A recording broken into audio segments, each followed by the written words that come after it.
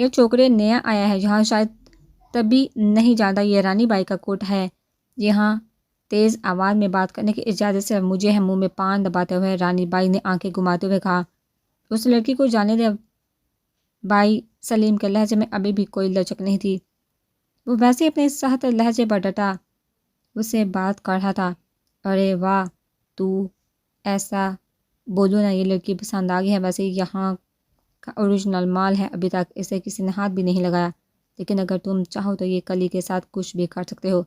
لیکن اس کے لیے اپنی انگلی اور انگوٹھے کو سلیم کے سامنے مسلتے ہوئے اس نے آنکھوں میں اپنی بات سمجھائی، اور رانی بائی کی یہ واحد باتیں سن کر سلیم کا غصہ ساتویں آسمان کو چھونے لگا۔ شاید تو نے سنا نہیں بھائی، میں نے کہا اس لڑکی کو چھوڑ دے اور جانے دے۔ اس نے بامشکل اپنے پیسوں کو، اپنے غصے کو ضبط کرتے ہوئے ایک بار پھر اپنے الفاظ دہرائے۔ ارے واہ، ایسے کیسے جانے دوں؟ ابھی تو اس کا پھول بن کر اس کوٹھے پر کھلنے کا وقت آیا ہے، اور تو کہتا ہے اسے جانے دوں؟ ابھی تو اس چمیلی کی خوشبو سے یہ کوٹھا مہکے گا۔ سلیم نے رانی بائی کے ایک انداز کو دیکھتے ہوئے لمبا سانس لیا۔ وہ سمجھ گیا تھا کہ اس عورت کو صرف پیسے کی زبان سمجھ میں آتی ہے، کتنے چاہیے اس لڑکی کے۔ سلیم نے سخت لہجے میں کہتے ہوئے رانی بائی کی طرف دیکھا، اس کے اس طرح دو ٹوک لہجے پر ایک پل کے لیے رانی بائی بھی گڑبڑا گئی۔ کتنے دے سکتا ہے، کتنے کی گنجائش ہے تیری؟ رانی بائی نے اس کے حلیے کی طرف دیکھتے ہوئے طنزیہ کہا، جو کہ سادہ سے شلوار قمیض میں کندھوں پر بادامی رنگ کی چادر ڈالے ہلکی ہلکی شیب اور تنے نقوش کے ساتھ بلا شبہ ایک پرکشش مرد نظر آ رہا تھا، لیکن رانی بائی کو وہ کہیں سے پیسے والا نہیں لگا۔ تو اپنا منہ کھول رانی بائی، تیری اوقات کتنا مانگتی ہے؟ سلیم کی اس بابا رانی بائی کو غصہ تو بہت آیا، ایک نظر آنکھوں میں آنسو لیے چمیلی کی طرف دیکھا، جس نے صبح شام اس کا جینا حرام کیا تھا۔ آج بھی وہ ناچنے کے لیے اس شرط پر راضی ہوئی۔ رانی بائی نے اس کے دھمکی دی تھی کہ اگر وہ آج نہ ناچی تو شام کو وہ کسی کے بستر کی زینت بن جائے گی۔ 20 لاکھ۔ رانی بائی نے گردن اکڑا کر سلیم کی طرف دیکھتے ہوئے اپنی ڈیمانڈ رکھی۔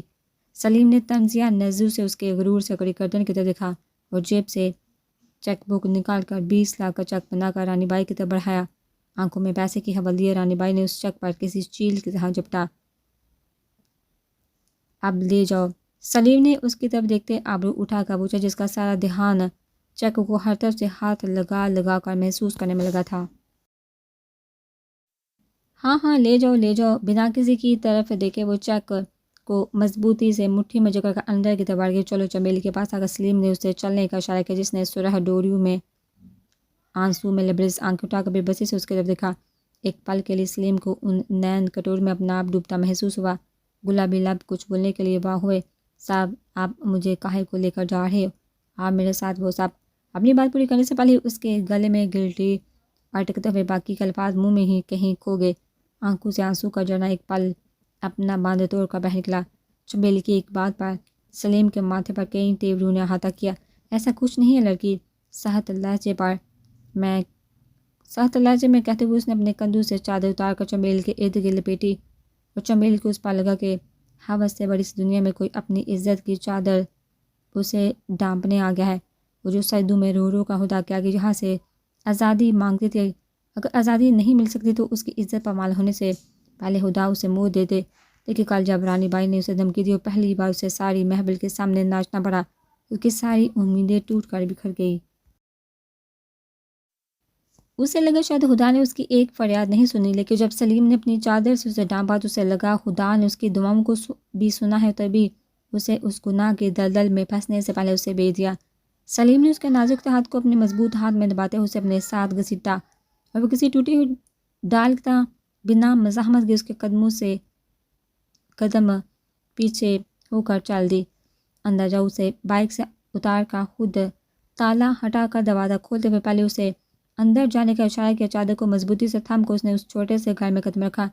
نظر اٹھا کر اس نے گھر کا تفصیلی جائزہ لیا۔ 2 کمروں اور ان کمروں کے سامنے برآمدہ کھلا صحن، برآمدے کے دائیں طرف سے اوپر کی طرف جاتی سیڑھیاں، سیڑھیوں کے نیچے ایک چھوٹا سا لیکن خوبصورت اور سلیقے سے بنا گیا کچن، ایک طرف صاف ستھرے انداز میں بنے ہوئے باتھ روم، واش روم، فرش، موٹر اور ایک نلکا۔ وہ پورے گھر میں گھومتے ہوئے آنکھیں کھول کر ایک ایک چیز کو پرجوش انداز میں دیکھنے میں مصروف تھی۔ سلیم نے ابرو اچکا کر اس کی ایک ایک حرکت کو نوٹ کیا، جو کسی مالکن کی طرح اس کے گھر کی ایک ایک ملاحظہ فرما رہی تھی۔ لمبی سانس لے کر اس نے اپنے سر کو جھٹکا دیا۔ جھٹکا دروازہ بند کر لو، میں آتا ہوں کچھ دیر میں۔ ایک نظر اس کی تب دیکھا کہتے ہوئے اس نے اپنے قدم دروازے کی طرف بڑھا دیے۔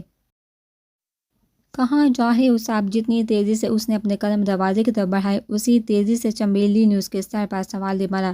سلیم نے ابرو اچکا کر اس کی طرف دیکھ کر چمیلی کو گڑبڑانے پر مجبور کر دیا۔ کنفیوز ہو کر نظر جھکاتے ہوئے اس نے اپنے چادر سے باہر آتے ہاتھوں کی نازک سی انگلیوں کو مروڑا۔ اس کے اس انداز پر سلیم کے ہونٹوں کو اپنے آپ مسکراہٹ نے چھوا، مگر اپنی بلا وجہ امڑتی مسکراہٹ کو ہونٹوں میں دباتے ہوئے اس نے 2 قدم اس کی طرف بڑھائے۔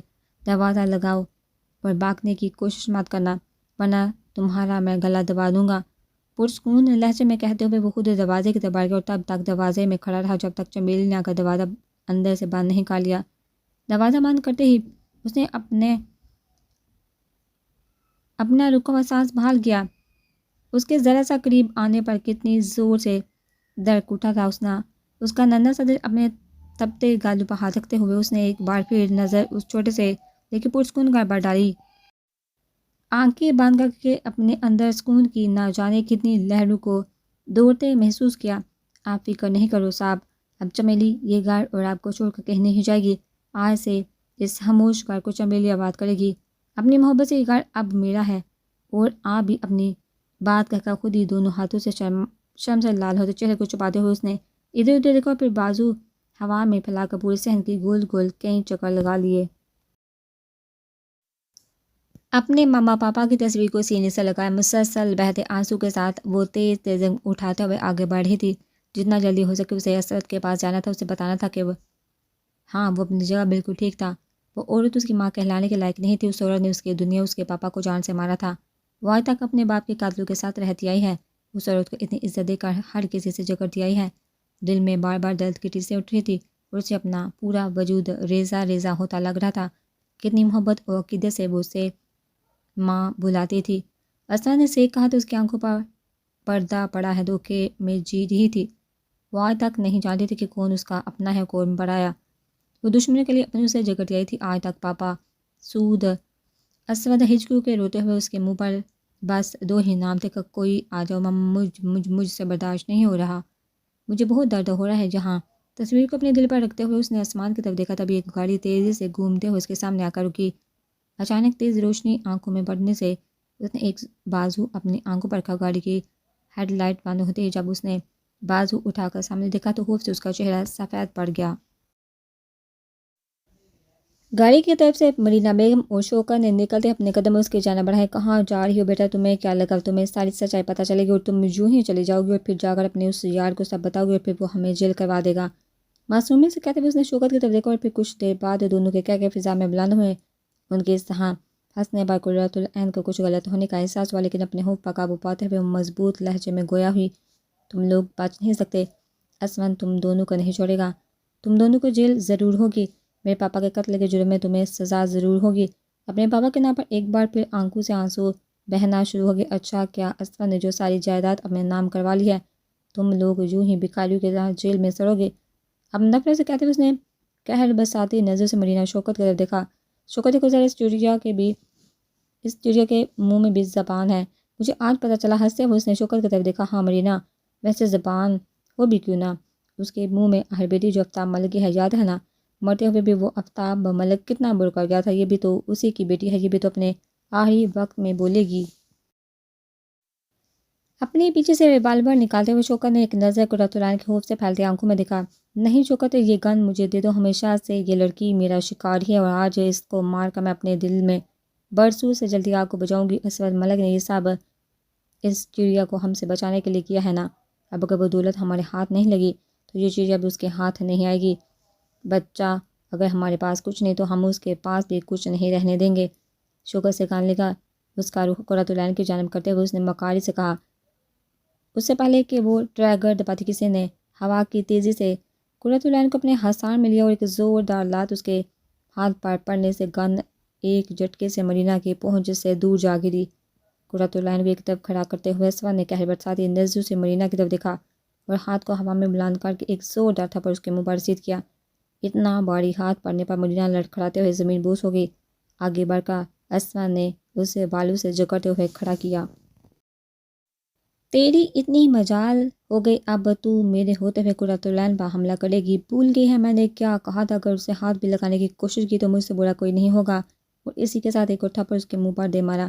پیدر پہ کئی تھپڑ مارنے کے بعد جب اس کی حالت اد مردہ جیسی ہو گئی تو ایک نظر زاروقتار روتے ہوئے کپ کپاتی قرۃ العین کی طرف دیکھا، آگے بڑھ کر اس کا ہاتھ پکڑتے ہوئے وہ اس سے مرینا تک لایا۔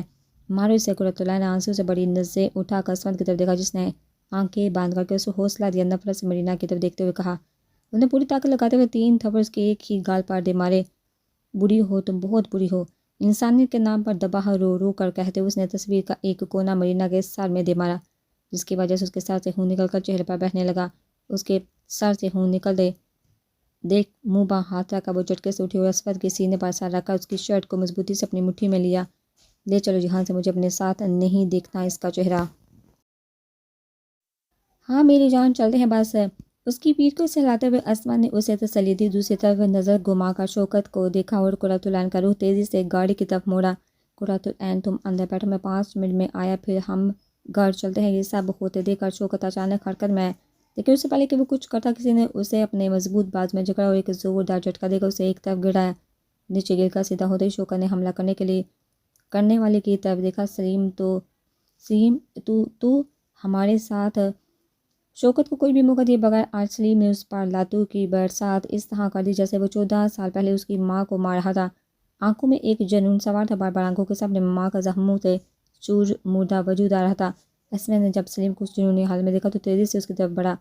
سلیم چھوڑے، اس سے مر جائے گا، یہ مرتا ہے تو مر جائے، میری ماں کو بھی یوں ہی مارا تھا اس ذلیل انسان نے۔ سلیم نے اسود کے مضبوط بازو سے نکلنے کی کوشش کی۔ چمیلی کا سوچا ہے کچھ؟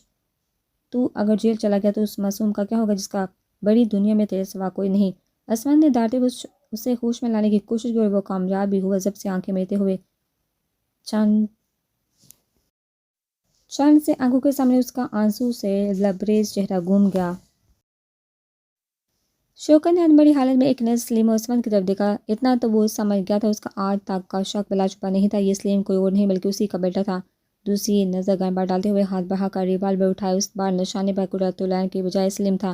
سلیم اسود کی نظر جب شوکت پر پڑی اور نشانے پر سلیم کو دیکھا تو چیختے ہوئے سلیم کو اپنی طرف کھینچا اور تیزی سے دونوں ایک ساتھ زمین پر گرے، لیکن ان کے گرتے ہی فائر کی آواز ہوا میں گونجی اور پیچھے گاڑی کا سہارا لے کر کھڑی ہوتی گولی مرینا کی پیٹھ میں جا لگی اور پھر مرینا کی دلہرہ چیخ ہوا میں گونجتے ہی اس کا مردہ وجود زمین بوس ہو گیا۔